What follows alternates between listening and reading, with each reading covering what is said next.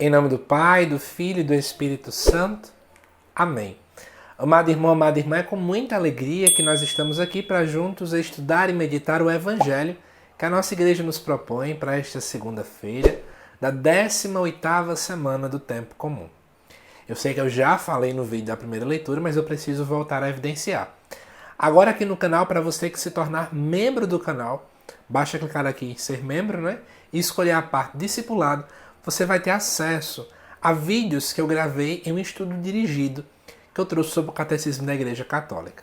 Já tem 12 vídeos disponibilizados e nesse mês de agosto eu vou disponibilizar ainda mais. Então você que tem interesse, venha ser membro e assim você me ajuda a evangelizar, tá bom? Mas vamos lá ver juntos o Evangelho. Diz assim: Naquele tempo, quando soube da morte de João Batista, Jesus partiu e foi de barco para um lugar deserto e afastado. Mas, quando as multidões souberam disso, saíram das cidades e o seguiram a pé. Ao sair da barca, Jesus viu uma grande multidão, encheu-se de compaixão por eles e curou os que estavam doentes. Ao entardecer, os discípulos aproximaram-se de Jesus e disseram: Este lugar é deserto e a hora já está adiantada. Despede as multidões para que possam ir aos povoados comprar comida. Jesus, porém, lhes disse: Eles não precisam ir embora. Dai-lhes vós mesmos de comer. Os discípulos responderam: Só temos aqui 5 pães e 2 peixes. Jesus disse: Trazei-os aqui. Jesus mandou que as multidões se sentassem na grama.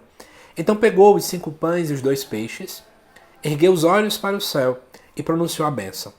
Em seguida partiu os pães e os deu aos discípulos. Os discípulos os distribuíram às multidões. Todos comeram e ficaram satisfeitos. E dos pedaços que sobraram, recolheram ainda 12 cestos cheios. E os que haviam comido eram mais ou menos 5.000 homens, sem contar mulheres e crianças. Amados irmãos e irmãs, nós estamos aqui diante de um relato da multiplicação dos pães. Eu não sei você, mas durante muito tempo eu só escutei pessoas comentarem esse relato falando sobre o lado do milagre. Porque Jesus provavelmente ali colocou as mãos sobre aqueles alimentos. Surgiu uma grande luminosidade e de repente apareceram muitos pães. Infelizmente a gente começa às vezes a olhar o texto como se fosse uma cena hollywoodiana. Eu começo a incorporar cenas de filmes das melhores produtoras cinematográficas e eu quero aplicar esta realidade ao texto. Mas na verdade, basta um pouco mais de atenção que você vai perceber que este não é o grande objetivo do texto. Na verdade, o texto ele traz uma imensa conotação eucarística. E é isso que eu quero te ajudar a entender. Então, em primeiro lugar, aqui fala que Jesus vai para um lugar deserto, o povo sai das suas cidades e segue ele a pé. Até aqui, beleza. Só que é interessante, o primeiro comentário que eu tenho que fazer para vocês é o versículo número 14, que mostra que Jesus vê aquela multidão e enche-se de compaixão por eles. A palavra compaixão, ela foi criada dentro do idioma grego para expressar exatamente um tipo de amor, um tipo de uma dor que se sente nas entranhas. Então, ter compaixão de alguém é como se você sentisse a dor daquela pessoa, por amar tanto ela, você sente a dor dela, uma dor nas entranhas. É isso que Jesus sentiu. E aqui, ao sentir a compaixão, vai se dizer aqui dentro do texto bíblico que ele então curou aqueles que estavam doentes. Só que como é normal de acontecer, uma hora vai escurecer. E aqui acontece isso. No versículo 15 se mostra-se o entardecer. Então os discípulos aproximam-se de Jesus. Olha que interessante a gente fazer aqui um paralelo. Eu sei que é outro evangelista, nós estamos dentro do texto de Mateus, mas lá em Lucas aparece também um relato do entardecer. E esse entardecer aparece dentro do relato dos discípulos de Emaús. E basta você fazer um pouco de esforço para você recordar. Lá nos discípulos de Emaús, no entardecer, eles chamam Jesus para ficar em casa. E lá vai acontecer de fato, na verdade, o partir do pão. E aí é onde eles reconhecem que Jesus é. A mesma expressão entardecer Mateus utiliza. Como é que a gente pode perceber que eles então estão falando de Eucaristia? Na igreja primitiva, a Eucaristia era celebrada na escuridão. Por quê? Porque muitos cristãos eram perseguidos pelo Império Romano e por muitos judeus da sinagoga também. Então, na verdade, eles tinham que realizar, às vezes, no finalzinho da noite, bem perto de amanhecer o dia do domingo, para que não fossem pegos. Eles celebravam, inclusive, nas sinagogas. Então, você percebe aqui mais um elemento que caracteriza a dinâmica eucarística. Mas tem mais. Olha o que vem continuar dizendo aqui. Que os discípulos aproximam-se e vão dizer assim, né?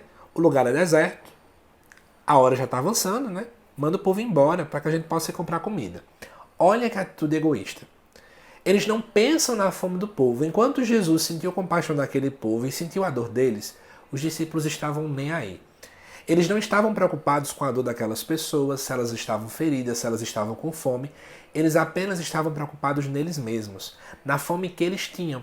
Por isso que eles vão dizer, não é? Despede para que nós possamos comprar comida pensando na gente, não neles.